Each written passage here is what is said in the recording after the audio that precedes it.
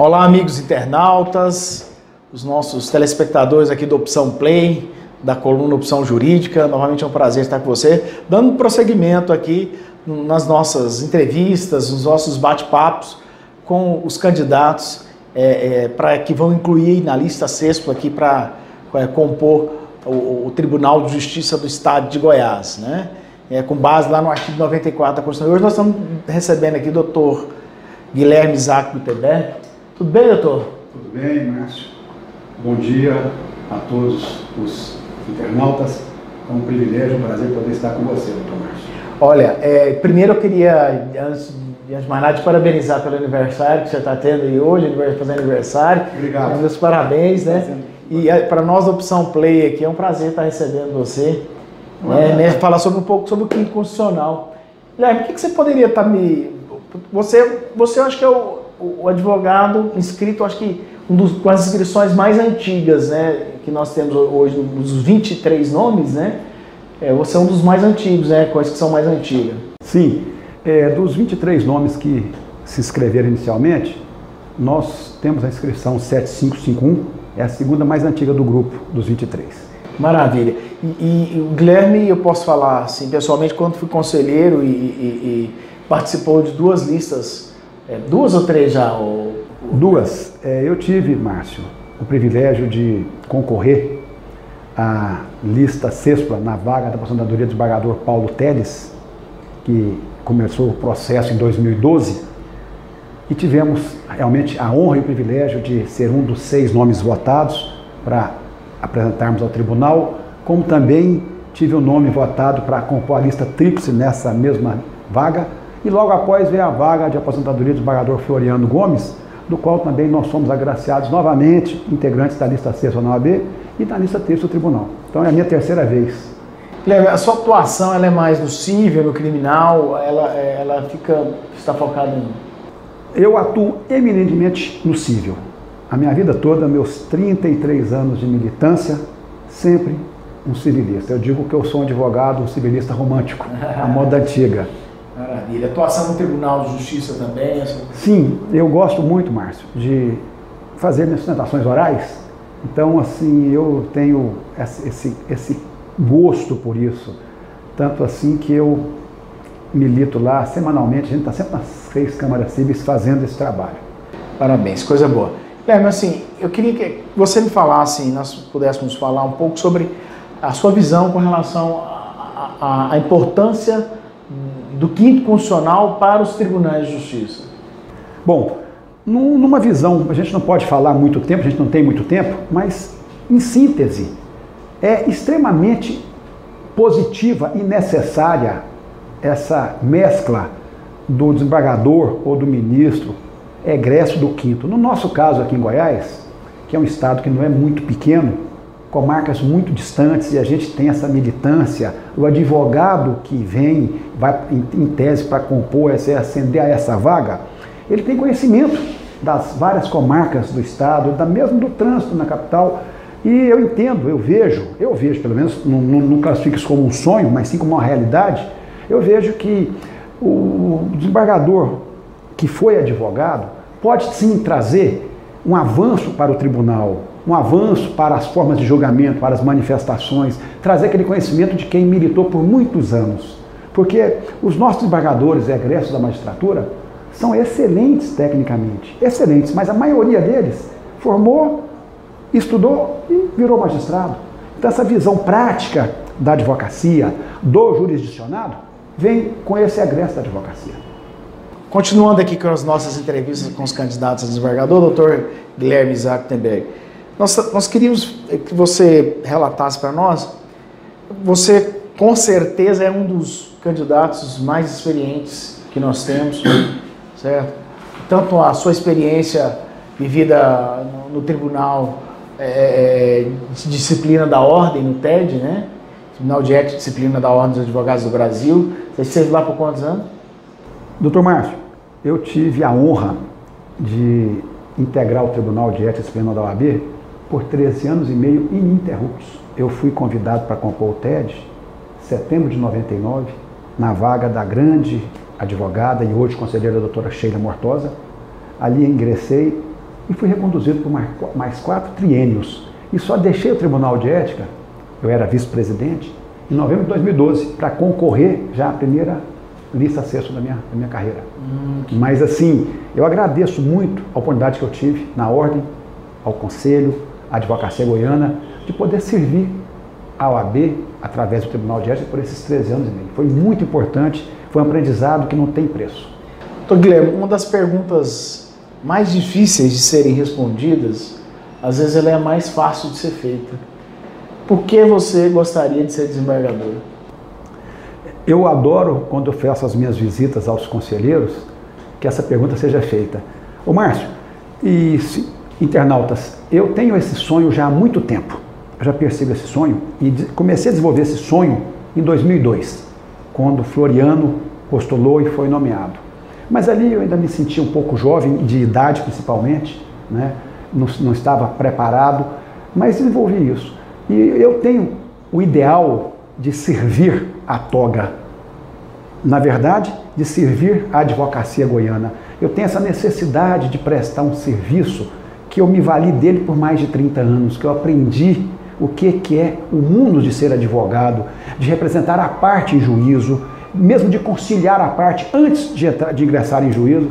Então, com essa visão que eu adquiri, eu tenho o sonho sim de poder agraciar os meus hoje colegas do estado todo com a prestação de serviço digna, célere, tecnicamente capaz e, acima de tudo, com a importância que o advogado e o jurisdicionado merecem. Isso é muito bom. A visão que a gente tem, por exemplo, hoje, por exemplo, já mudando, falando um pouco sobre o Tribunal de Justiça, nós temos excelentes nomes hoje representando a advocacia. Dr. Norival São Tomé, Dr. Nicomedes, Dr. Itamar de Lima, e também os nomes que também vieram do Ministério Público são excepcionais, Dr. Luiz Cláudio, Dr. Edson, doutora Nelma, né?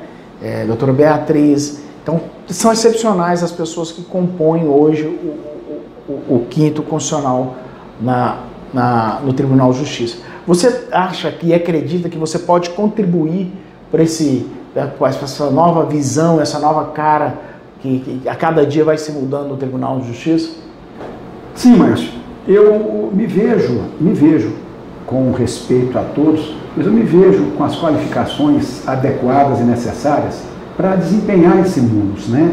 Porque uma vez nós estando desembargador, nós temos a nossa obrigação de contraprestar um serviço à altura, tecnicamente correto, moralmente indiscutível e fazer parte de um grupo que é hegemônico. Afinal de contas, o Tribunal de Justiça do Estado de Goiás, no meu sentido, acho que de todos, é unânime, é um dos mais enxutos do Brasil, é um dos mais honrados do Brasil.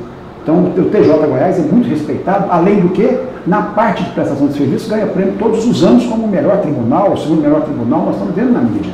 Então, eu vejo que a gente pode sim contribuir e nós temos um nome a zelar. Nós não podemos chegar lá e macular o tribunal. A nossa origem é advogado, é da Ordem dos Advogados do Brasil. Então, nós temos que zelar e primar para um serviço de alta qualidade. Doutor Guilherme, nesse último bloco que nós estamos fazendo, a visão que eu queria discutir, debater com você é o seguinte: o que nós vimos é que, primeiro, que nós tivemos um longo período de gestão de uma situação que era do grupo da OAB Forte, né? E na última eleição, em 2015, esse novo grupo, né, que é o OAB Queremos, eles saíram vitoriosos das eleições e eles têm um novo conselho, pessoas novas. Primeiro, que eu gostaria de que você nos passasse, não só para mim, porque como advogado militante em Goiás também, mas assim, passasse para os nossos colegas advogados em todo o estado, do interior do estado, que nos assistem, os novos advogados, jovens advogados que estão chegando, como essa visão sua com relação a esse novo conselho? Você já passou por outras experiências, inclusive de listas para escolha de listas cespas para a escolha dos nossos representantes dos tribunais, né? E eu também já passei, tá? Agora eu te pergunto, o que mudou, na verdade, nesse novo conselho? Sim, Marcelo, é uma pergunta muito interessante. Eu digo para você uma coisa. Eu, ao longo dos meus 33 anos como advogado, como disse o Dr. Márcio, militante que sou, que fui e que sou, eu nunca fiz política classista. Mesmo nos 13 anos e meio de Tribunal de Ética, eu nunca fiz política classista. Tanto que a oportunidade que eu tive de conhecer e conviver com os conselheiros foi na campanha para a lista CESP, pedindo os votos. E agora, Márcio, a gente tem observado, eu tenho visitado, e dos 85 conselheiros, incluindo os diretores, eu já visitei 77. Então, 77. Então, nessa caminhada, a gente vê o tanto que esse conselho é cosmopolita. Todos excelentes advogados, mas é um conselho com a média de idade muito jovem, o advogado com muita esperança, com muita expectativa, com muito sonho. Eu também já tive 32, 35, 37 anos, né? Então a gente tem muito sonho no início da carreira. E quando a gente integra a ordem, eu cheguei no TED em 99, não tinha 40 anos ainda, né? Muito feliz, muito ansioso, com muita expectativa, e esse é o sonho que a gente tem. E eu digo para os senhores, vale a pena, não deixem de sonhar, porque quem sonha faz acontecer. Então, Márcio, concluindo a sua pergunta, eu acho esse conselho extremamente cosmopolita, e esse conselho tem uma oportunidade única nas mãos de formar uma lista CESPLA, homogênea, que agrade os advogados do interior, os advogados, aqueles advogados que têm vontade de palpar, de tocar no conselheiro ou no diretor. Então, esse conselho tem uma importância muito grande na definição dos rumos da advocacia. Mas, acima de tudo, eu tenho visitado e tenho visto que a gente sabe que hoje parece que existe dois grupos dentro do conselho, mas de parte a parte, de grupo a grupo, a unanimidade é que o conselho está unido em que um advogado possa representar. Eu já tenho ouvido dizer que tem 3 grupos, né? Nós temos 3 grupos. Tem o grupo dos independentes também. Mas nas minhas andanças eu tenho visto que os independentes, por serem independentes, eles têm votado matérias, tomado decisões lá dentro, de interesse da advocacia. Muito bom. Eles não têm tido um interesse político pragmático, entendeu? Então eu tenho observado isso também. E seguindo até nesse raciocínio, esse bate-papo que nós estamos aqui, que nós estamos mais aí no bate-papo, né? Claro. Que o Opção Play oportuniza isso pra gente. E inclusive vai ficar para os anais da história, hoje, amanhã, qualquer pessoa que quiser assistir, poderá assistir. Então, e com relação aos seus oponentes, não existe oponente, mas os demais candidatos. O que você notou da diferença desses candidatos agora para os candidatos das listas anteriores? O que você percebeu? O que nessas mudanças, até questões políticas, porque quando muda um grupo, também os pretensos também mudam também, né? E eu acho que vieram bons nomes, bastante mulheres, na minha opinião, mulheres com nomes fortes aí. Eu acho que é a sua visão com relação a isso? Bom, eu tive a oportunidade de conhecer praticamente, falta conhecer 2 ou 3 dos nossos candidatos, 23 candidatos, mas eu posso dizer uma coisa, Márcio, eu nunca pensei que pudéssemos ser 23 candidatos com tamanha capacidade, representatividade, acima de tudo, honradez. Então, eu tenho visto isso. No quesito mulheres, realmente é importante mulheres concorrer, né? Vamos analisar, basta dizer o seguinte, na minha primeira lista, que foi a vaga do Paulo Teles, só tivemos uma mulher concorrendo, foi Maria Tereza Bencácio Veiga. Na segunda tivemos 3, e agora hoje acho que temos 5, né? Salvo engano, nós temos 5.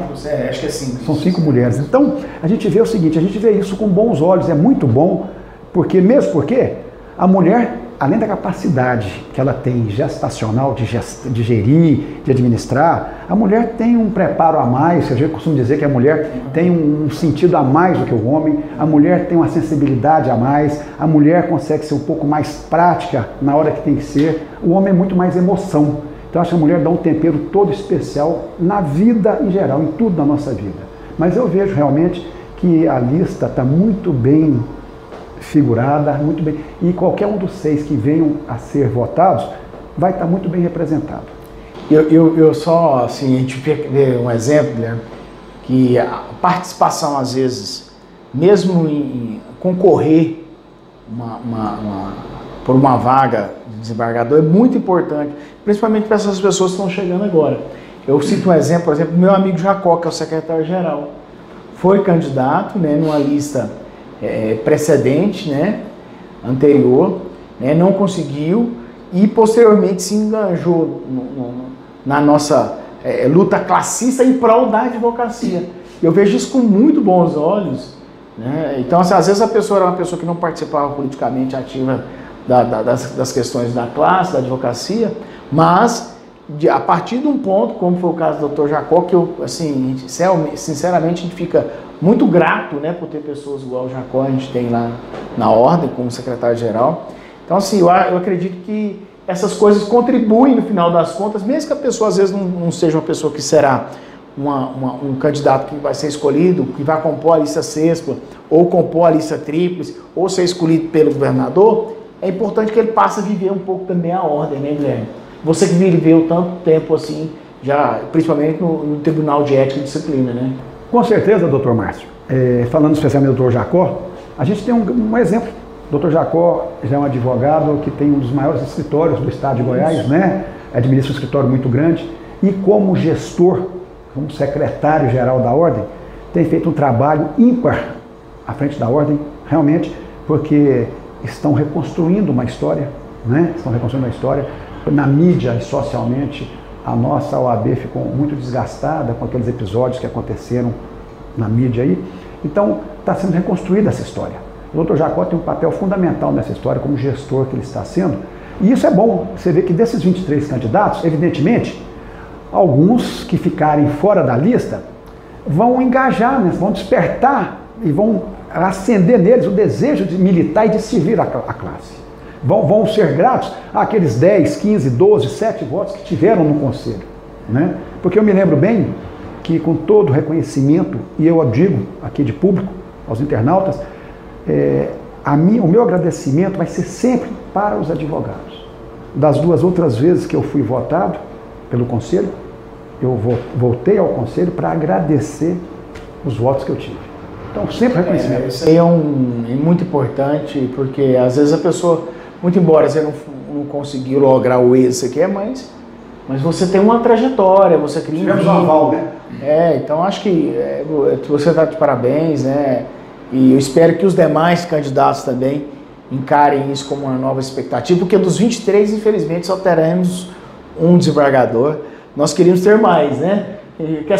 Que em vez de quinto constitucional, fosse o terço constitucional, né? Mas assim, fora brincadeira à parte, acho que é importante essas pessoas também poderem conhecer mais a ordem, se engajarem nos projetos e saber da importância que nós, às vezes como conselheiro, mas que nós podemos fazer algumas coisas em prol da advocacia. Então, eu só tenho que te desejar boa sorte, viu, Guilherme? Desejar que os conselheiros escolham os melhores nomes e que, se caso você esteja incluso na lista sexta, eu tenho absoluta certeza que nós estaremos bem representados, tá?